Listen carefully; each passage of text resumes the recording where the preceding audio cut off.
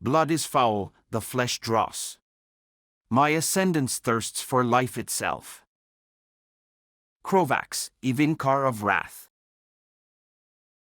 The Brothers War Chapter 3, Nemesis. A Magic the Gathering story by Reinhardt Suarez. Karn did not speak, did not complain while hooks and razors, the suture bishop's preferred exploratory appendages, prodded his mangled body for seams that would facilitate his dissection. The silver golem was still alive in the fashion that such a unique individual could be considered living, but more importantly, he was still aware of where he was, of what was happening to him, and who it was that was carrying out the grim deed of dismantling his body.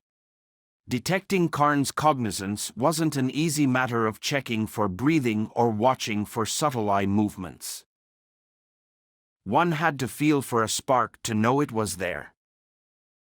Tezzeret waited for any kind of movement from Karn. He half expected, half hoped the golem would rise from the bone-white slab, tear apart the nearest Phyrexian, and planeswalk away. But Karn gave no resistance to the team of aspirants as they bound him into place with wrist and ankle clamps, careful not to touch the double-bladed axe still embedded into the golem's chest. Once their task was completed, the aspirants stepped away, their heads bowed in supplication, to allow the suture bishops to resume their analyses. On Dominaria, Sheoldred had discovered a way to interfere with Karn's planeswalking.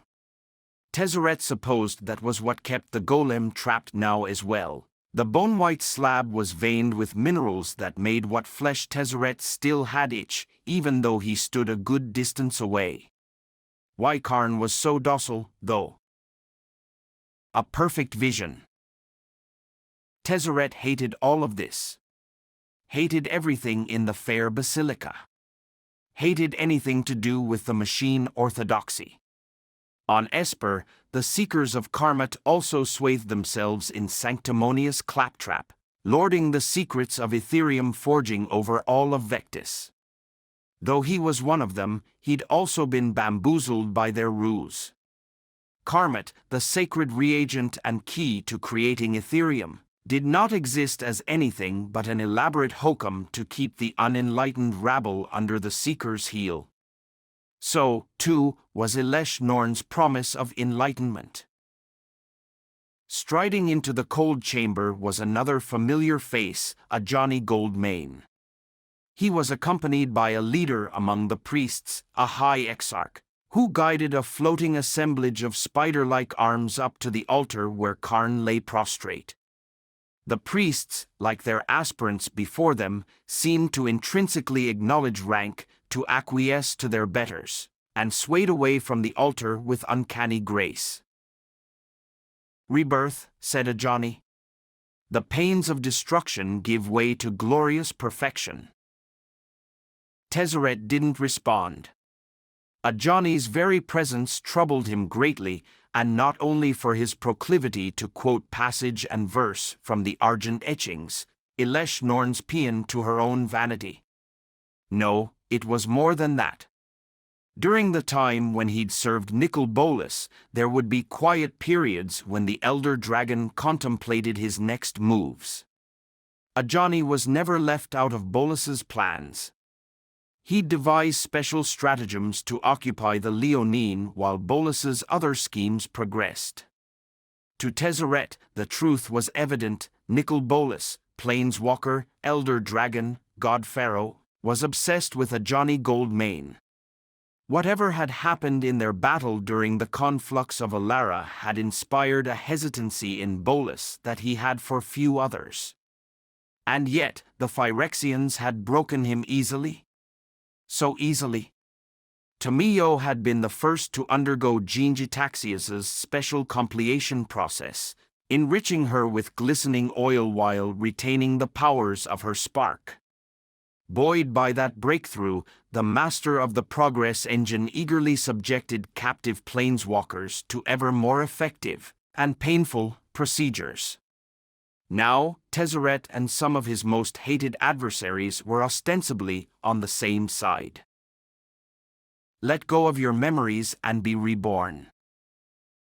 Like the conductor of a grand symphony, the Exarch began to weave patterns in the air with its 6 arms, the appendages on its dissection platform moving in accordance with the Exarch's unspoken commands.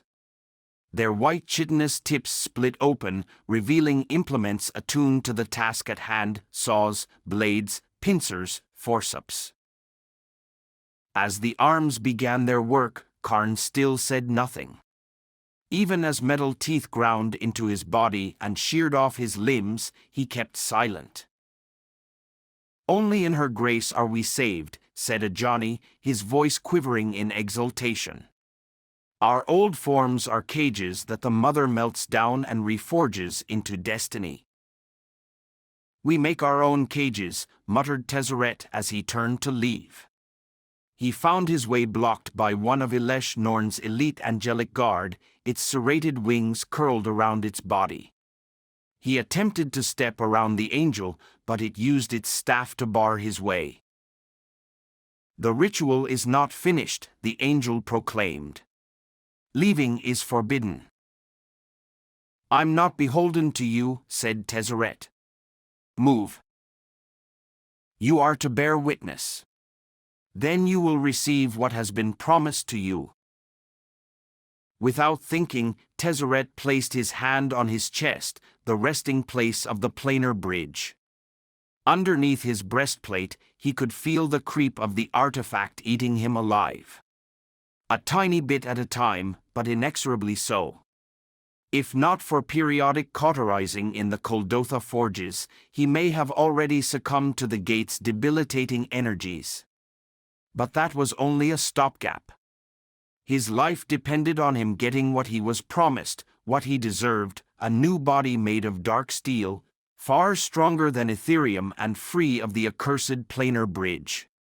Then he could quit this forsaken plane and all it entailed. Forever. "How do I get my reward?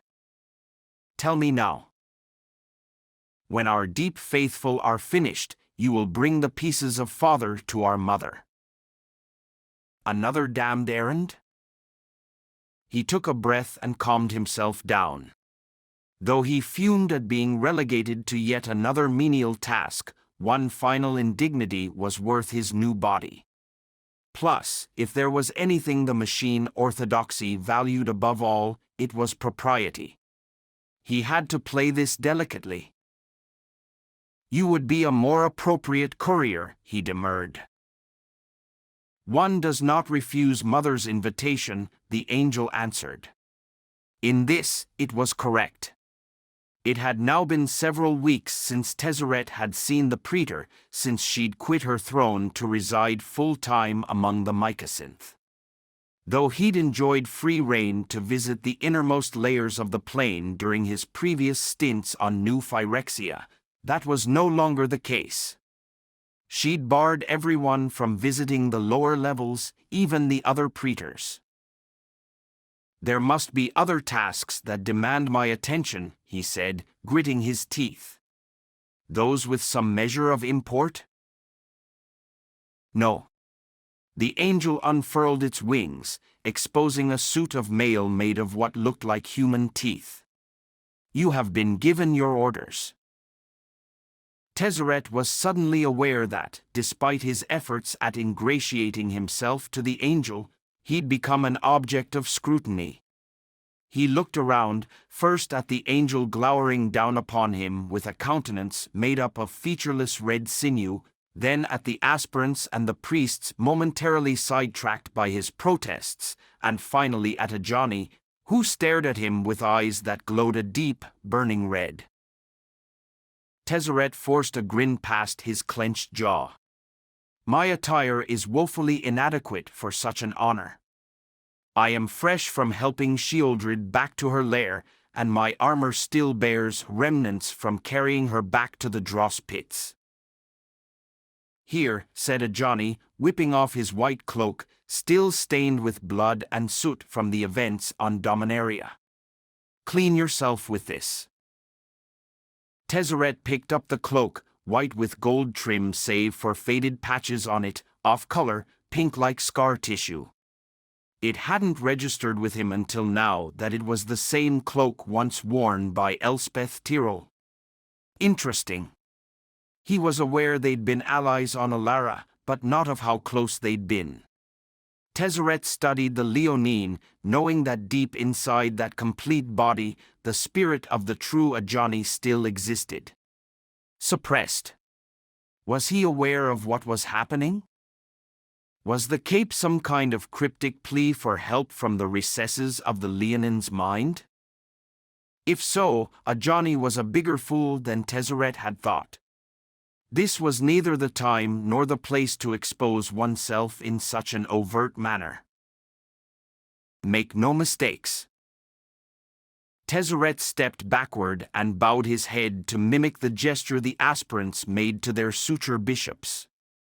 Performing such signs of obeisance ate at him to his core, but the opportunity to give voice to his indignation would come soon enough. Patience, patience. As our mother wishes, he said. So shall it be done. When New Phyrexia was still Mirodan, an informal network of lacunae connected all parts of the plain to the very heart where the mycosynth grew. Some of these passageways had been extant ever since Karn created them, while others, more diseased arteries than intentional thoroughfares, formed much later as a result of the Phyrexian blight. At one time, Tezzeret could navigate his way to a destination through feel and smell alone. There was no longer a need. Led by the angel, he trudged across the open courtyards of the fair basilica to the grand, spine-covered bridge leading into the innermost layers of New Phyrexia. Such opulent constructions were one of many ways that Elesh Norn asserted her dominance. Though she allowed her fellow praetors to customize their resident layers, this graciousness had a limit. Order would rule, devotion, duty, and unity would be held paramount over ruthless scientific analysis or the feral laws of predator and prey. Harmony would replace the madness that had gripped the plane under previous masters, her harmony. Twin regiments of aspirants waited for Tezzeret at the foot of the bridge, all mumbling the same prayer. Their eyes, a few embedded in heads, but more as sanguine, light-sensitive organs implanted onto the tips of femurs sharpened into horns or in columns bordering vertebrae, erupting through paper-thin skin, were trained upward to the perpetually gray sky. No light from New Phyrexia's white mana sun penetrated the compounded layers above. Instead, the structures of the layer itself provided illumination. The walls of the basilica, composed of ossified Phyrexian corpses honored in death, shed pale white light. Crimson capillaries etched into the marblesque floor oozed a blood-red glow.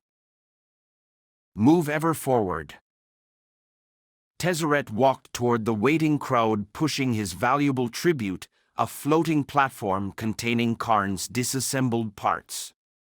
Even though he'd draped Ajani's cloak to hide the silver golem, the aspirants still jabbered at the presence of their fallen father, parting to make way or falling to their knees in reverence. Feeble-minded buffoons, he thought as he approached a lone Phyrexian waiting for him on the bridge, spreading its 6 arms as if inviting Tezzeret into its embrace. Who are you? Your guide, it voiced despite having no mouth. The underworld can be treacherous. I am familiar. I need no guide. It is our mother's decree. Tezzeret grimaced, but once again stayed his temper. Get on with it, then. The guide turned and led the way across the bridge, the miasma surrounding them darkening as they ventured further into the bowels of the plain. Tezzeret followed, Karn's platform hovering between them. Soon, the fair basilica was out of sight, The monuments of tendon and bone defining the machine orthodoxy replaced by the towering columns of the mycosynth, the unique growth that ran rampant over the core of the plane. Tezzeret viewed the mycosynth with equal measures of awe and wariness. In a way, it was the ultimate organism, alive and abundant, its metallic lattice as perfect a crystalline structure as any artificer could render. But the mycosynth hid a danger. Prolonged exposure to it rendered metal into flesh and vice versa, explaining the partially metallic natures of the few remaining myrans as well as the inability of Phyrexians to attain holy metal forms. Once they stepped off the bridge and into the mycosynth garden itself, Tezzeret became acutely aware of the sound, or rather, the lack of it. It was eerily quiet on this lower level, no doubt due to how Elesh Norn had locked down the center layers that lay below the basilica. "Do you speak with the mother?" Tezzeret called out to the guide. His voice careened off the high ceilings and far walls of the core, echoing in all directions. He lowered his volume and spoke again. "Do you know how often she ascends from the plane's core?" "The mother of machines acts without account. It is not my station to know." "When was the last time she received a visitor?" "Obey and learn," said the guide. "That is the whole of my existence." Tezzeret didn't like this at all. So much pomp for what amounted to a menial delivery task. A sudden thought sent a shudder through his body. Why was he getting an audience, and why now? Ever since aligning himself with Urabrask, a loose partnership to be sure, but one where both sides knew where the other stood, Tezzeret had been surreptitiously conveying information to Jace's little outfit on Ravnica. He had even managed to anonymously hire the ghost mage to track Vorinclex, for all the good it did. Had Elesh Norn learned of their treachery? Was Tezzeret marching into a trap? There was one way to find out. It was not without risk, but it was dwarfed by the risk of inaction, of accepting Elesh Norn's terms of engagement. "Stop," he called out, but the guide paid no heed. Tezzeret let go of the platform and held out his ethereum arm, unspooling it away from him like a mass of tentacles that he then wrapped around the guide's neck. "I gave you an order?" "I am not your thrall," the guide squealed. "No." Tezzeret reformed his hand into a blade and held it to the guide's neck. "But you do fear, do you not?" "There is no fear in our mother's embrace." The guide's shoulders swiveled, sending two of its arms backward to bat Tezzeret's blade away. Fortunately for him, he'd at this point seen many Phyrexians in battle. Their power was in shock and surprise, limbs twisting in impossible ways, mandibles erupting from odd places on the body. Distraction, all of it. Tezzeret kicked the floating platform to knock the guide to the ground. Then he circled around to stand over the prone Phyrexian, and with a single well-placed thrust, ran it through. After rolling the body into a patch of low growth, Tezzeret took hold of the platform, turned off the path he'd been following, and headed into the mycosynth. Wrath conquers wrath. It had been several years since Tezzeret ventured through the mycosynth garden of New Phyrexia. He'd assumed that it had been shielded from more recent environmental shifts evident in other parts of the plane. The mycosynth lattice had always been left to spread of its own accord, with occasional operations to mine the growths for material to build new structures. Sadly for him, things had changed. The landscape was different. Reorganized. "Where the hell is it?" Tezzeret grumbled. In every direction, all he could see were the spires that spanned the entire height of the layer like massive trees with sprawling canopies.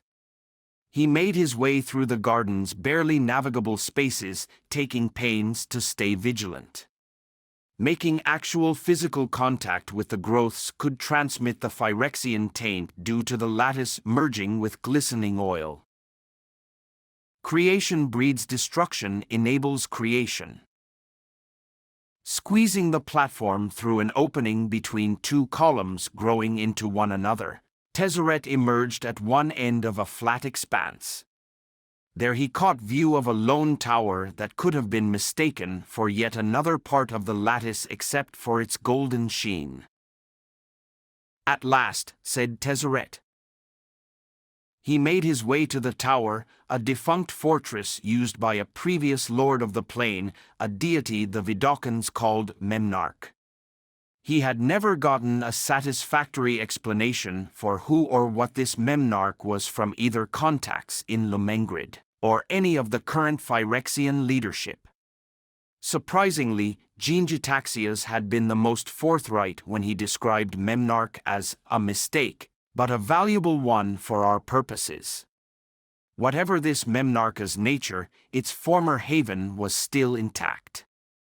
In fact, it looked in far better condition than the toppled wreck Tezzeret remembered. So much the better, Tezzeret thought. If the tower has been repaired, perhaps what I seek inside has also been fully restored. When he reached the base of the tower, he at first didn't see any way of entering. He set aside the platform he'd been pushing and began to feel around on all sides of the tower base, finding only solid metal, dark steel, as a matter of fact. He cast a spell to spray a fine mist of luminescent dust onto the base of the tower, highlighting the outline of a door, one with no handle, no method of access. Forming a claw with his ethereum arm, he attempted to pry the doorway open. But the dark steel resisted all attempts to bite into it, to bend it, to wrench it free from its position. "This is madness." "It is," a voice called out, echoing off the metallic surfaces of the micasynth, a vestige of the most treacherous madness. Tezzeret whirled around, his claw out and ready to strike at any sign of movement. But there was only him and the shrouded platform he'd brought with him. He elongated his arm into a pincer and pulled the cape off the platform, revealing the disassembled limbs and torso of Karn held in place with gold-tinged dark steel clasps. Tezzeret stepped up to the platform, where he saw Karn's silvery eyes open and glowing softly. "Father of machines," said Tezzeret. "I'm strangely pleased your demise has been overstated." "Hello, Tezzeret," Karn answered. "I am not pleased with any of these circumstances." "Escape, then. You still have your mind. Rebuild your body on another plane." "I have tried, but the Phyrexians have bonded some kind of material to me, impeding interplanar travel. I am tethered here." So, his guess was correct, the slab restrained Karn's planeswalking. Tezzeret grimaced at the possibility that Elesh Norn could dampen his ability to escape the plane, though he doubted she could hamper both his own abilities and the function of the planar bridge at the same time. Even so, he appreciated being made aware of the possibilities. "So, we are trapped together, as it were. Why do you wish to enter the Panopticon?" Karn asked. "That is my business alone." Tezzeret gazed upward to the top of the tower, where it flared out into a large pentagonal chamber, each side with a set of viewing ports. "Unless you'd like to tell me how I may gain access." Karn closed his eyes and remained quiet for a time. Then, opening his eyes, he said, "I can take you inside. This was my realm once, after all." "You're hardly in a position to go anywhere," Tezzeret said with a laugh. "Only a piece is necessary," said Karn. "My head, it can be separated from my body." Tezzeret leaned over and grasped the sides of Karn's neck. He felt around, and sure enough, his fingers located a rather simple locking mechanism not unlike a buckle that held the golem's head in place. Undoing the latch, he gave Karn's head a half-twist, freeing it from the rest of his torso. Tezzeret held the head up for him to look at. "Not a design choice I would have made," he said. "A magical bond is more secure. My creator trusted his skill in artifice more than any spell." He had never given thought to the individual who created Karn. To have constructed such a being, his creator must have been someone of talent and import, not like his own father, a worthless dreg who manipulated Tezzeret into scrapping for Ethereum without sharing the profits. "Let's get on with this." Tezzeret scooped up the cape and draped it back over the rest of Karn's body. Then, as Karn instructed, he touched the golem's head to the dark steel door. Tezzeret began to feel an odd tingling in his fingers, an odd pressure that spread up his arm. "Don't be alarmed," said Karn. "I am redirecting the natural energies of the metal in your body to attune with the door. Only a few more moments." True to his word, Karn's efforts caused the door to slide open. Tezzeret tucked Karn's head under one arm, and with the other, he pulled himself into the doorway. Once inside, Tezzeret cast a spell causing his metal arm to glow a cool electric blue, illuminating his way up the curving steps to the chamber at the very top. Tezzeret noted the differences from the last time he was here.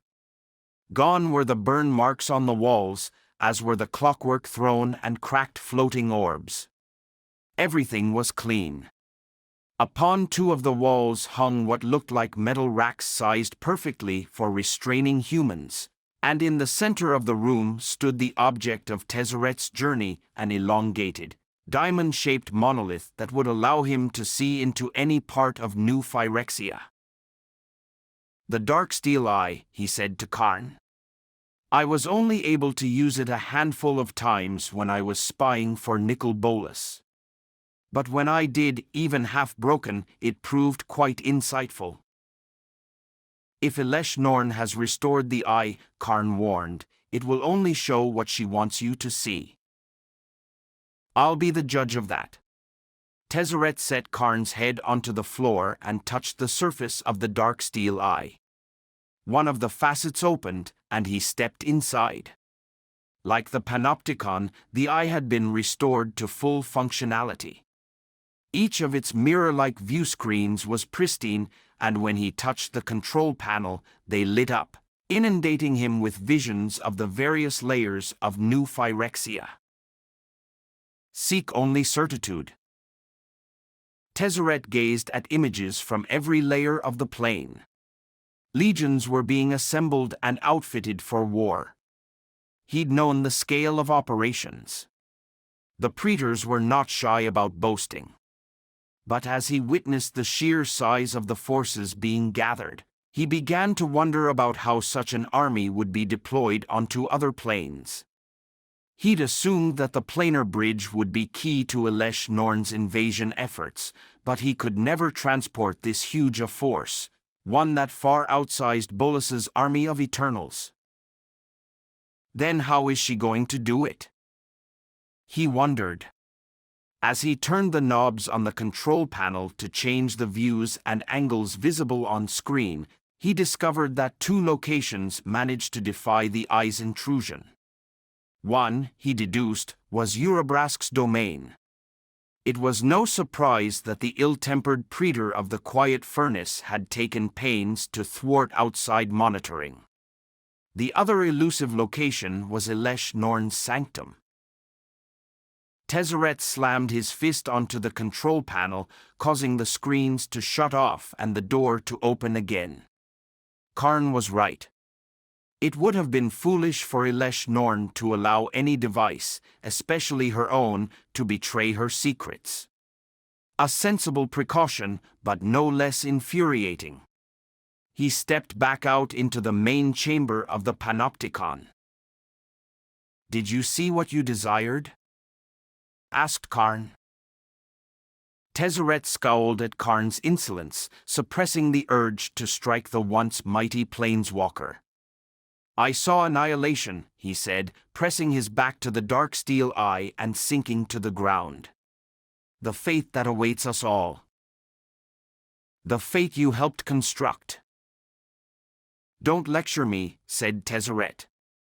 "I was there, remember? When the oil had you in its grip, babbling incoherently one second and ordering the execution of Miran prisoners the next. This is your folly." "What you say is not untrue," said Karn in a penitent tone. "Once, I believed that my responsibility, the responsibility of all planeswalkers, was to create, to welcome new voices into being and guide them. I wanted Argentum to be a refuge free from war and pain." "They would find you eventually," said Tezzeret. "War and pain. They are insatiable. Unstoppable. With 1,000 faces and 1,000 names. Like Nicol Bolas." "I hated him, you know," Tezzeret said, touching the horn-shaped tattoos on his forehead, brands meant to remind him where his loyalties were supposed to lie. "He never let me forget the debt I owed to him, the life that he restored to me after Beleren left me a hollow, mindless shell. Let me officially thank you for ridding me of him." "We had no choice," said Karn. "He threatened the entire multiverse."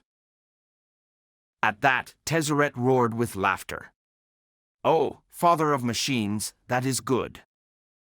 You know, after you left this plane, I returned to Bolas.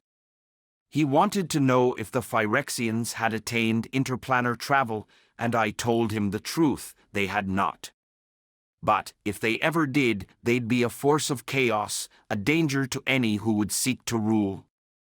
I suggested that your precious plane be eliminated before that happened, and to my surprise, he agreed.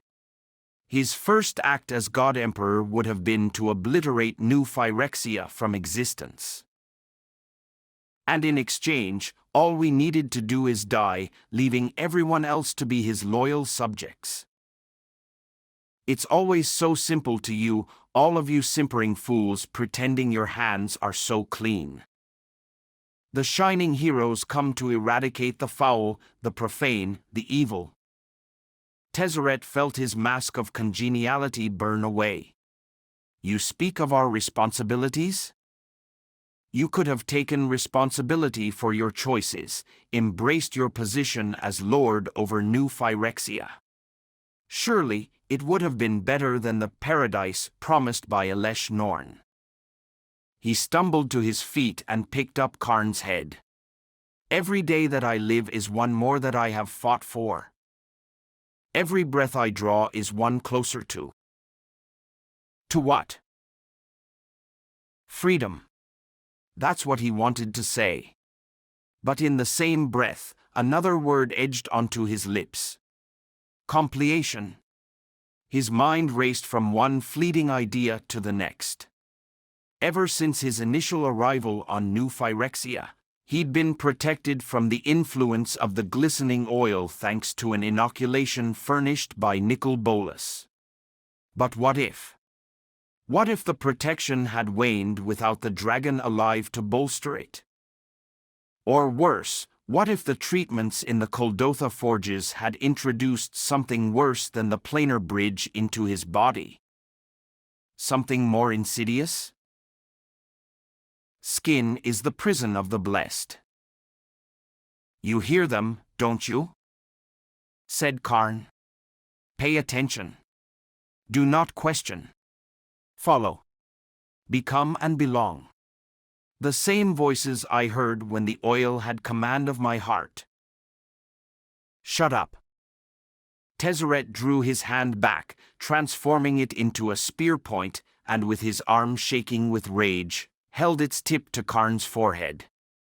He stared into Karn's face, the golem's expression as placid as when Elesh Norn's priests tore him apart. "Do you fear your own end, Karn?" "Yes," he said. "I did all I could to prevent it. But it wasn't enough. Not enough." Tezzeret lowered his hand.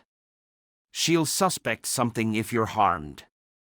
He made his way back down through the tower, reattached Karn's head to his body, and set out to find Elesh Norn. Tezzeret wound about the mycosynth garden, following the grade of the land as it decreased, figuring that he was looking for the lowest point possible on the plain. His bet proved right, as he came across a newly constructed staircase right in the very center of the garden. He neither remembered the staircase nor the odd, spiky shoots that superseded the mycosynth from his previous visits this far into the plain. Tezzeret did remember what was underneath his feet. The very heart of New Phyrexia. Karn's old throne room. Proceeding down the steps and into a dark tunnel, he readied a spell in case of attack.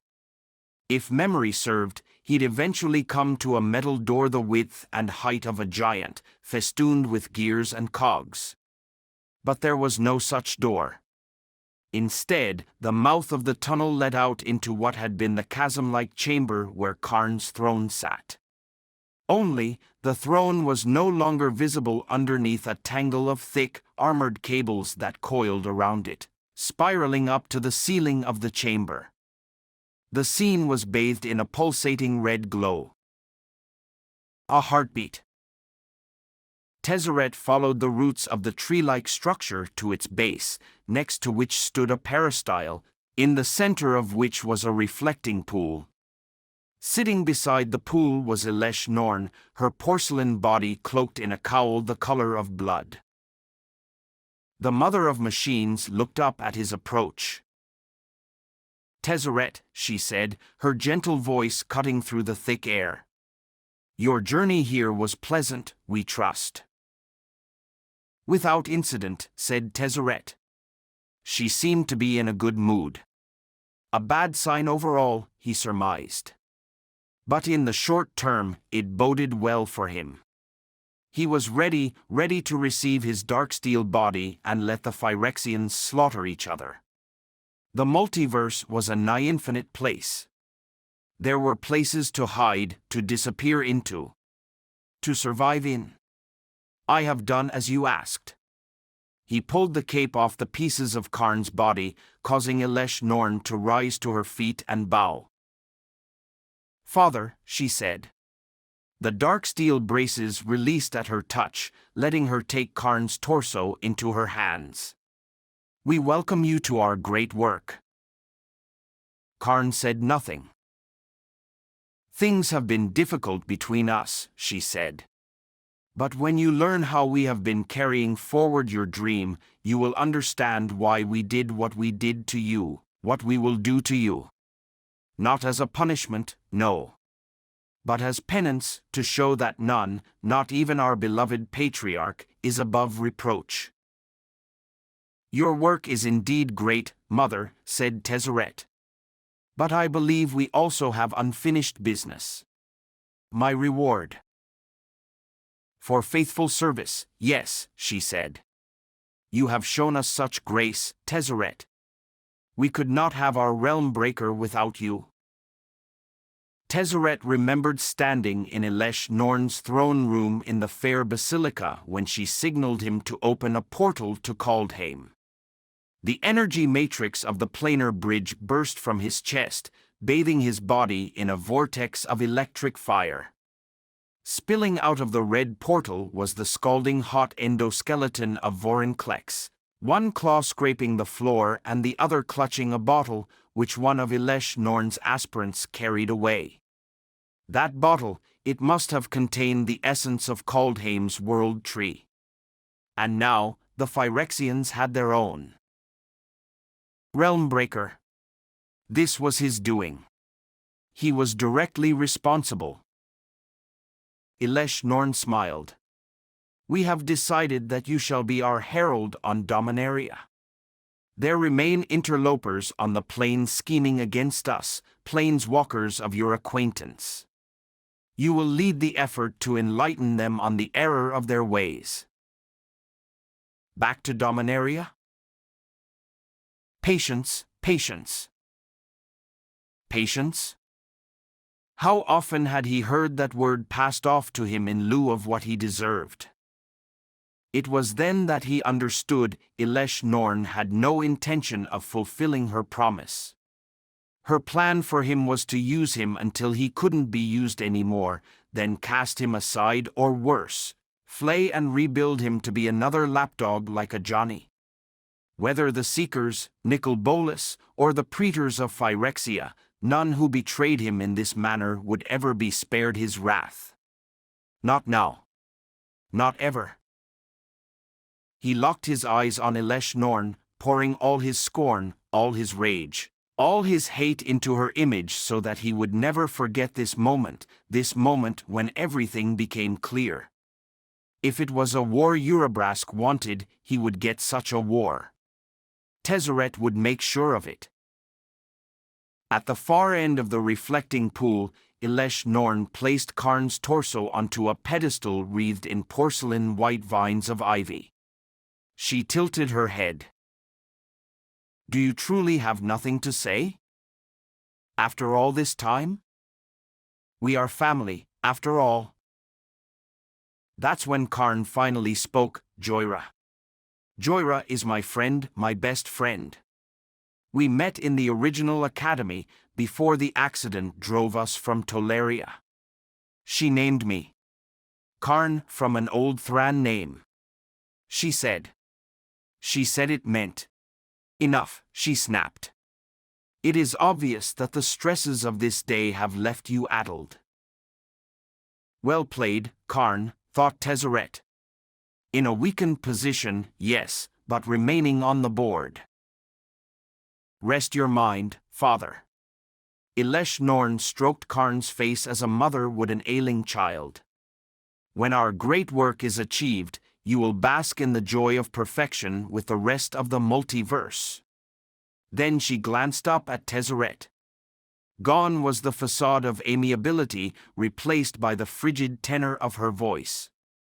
You're still here. Why? With a growl, Tezzeret turned and walked away.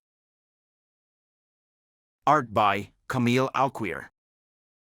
Tezzeret entered the cave complex hidden deep inside Shiv's Kumtia crater. Before the attack on the Mana Rig, these tunnels teemed with Phyrexian troops. Now, no more than a small company of Centurions and Negators remained in any kind of fighting shape. A good number among them suffered egregious injuries, sliced off appendages, whole sections of their bodies burned away or battered into jelly, requiring them to scavenge bodies from the battle site to use as organic material. As damaging as those losses had been, the real cost to the Phyrexians was the dearth of leadership left by the detonation of the Mana Rig. Tezzeret understood that such setbacks were the true death of a pursuit, noble or otherwise. Waste not, want not. Rona, Tezzeret said to the new head of operations on Shiv. Status report. I don't answer to you, said Rona. Sheoldred left me in charge. Do you see Sheoldred here? His patience for discourse long depleted, Tezzeret immediately lashed out with his metal arm and skewered her shoulder with a long, thin barb. Rona grabbed hold of him, forcing Tezzeret away. He stumbled back, impressed. Rona had implemented her own augmentations since they'd last met. Good to know. Instead of pressing forward on the attack, Rona called for her lieutenants, one a centurion fitted with a pair of scaly wings, and the other a fleshier design with coils of knotted cables for arms, to intervene in the battle. That was her mistake. Under the steel thanes, shows of strength and power were the whole of the law. Her lieutenants weren't going to interfere. She called for them again, and Tezzeret used that momentary distraction to cast a spell multiplying the mass of the metal in her body, crumpling her to the ground. He placed his hand, his organic one, palm up on her shoulder. I've been told that unprotected flesh takes a few seconds to vaporize in the blind eternities. In that small amount of time, I imagine that one would feel indescribable pain. But, as I said, it's over quickly. Supposedly. Care to see? No. Tezzeret leaned in close to her face. Status report, he snarled, then dispelled his magic. Rona glared at Tezzeret while she regained her footing. We suffered losses. That is highly obvious. Have you called for reinforcements? Yes, but our cadres are already deployed into their positions. Enemy armies have assembled in Benalia, Coriander, and Crosa. There are few forces left to spare.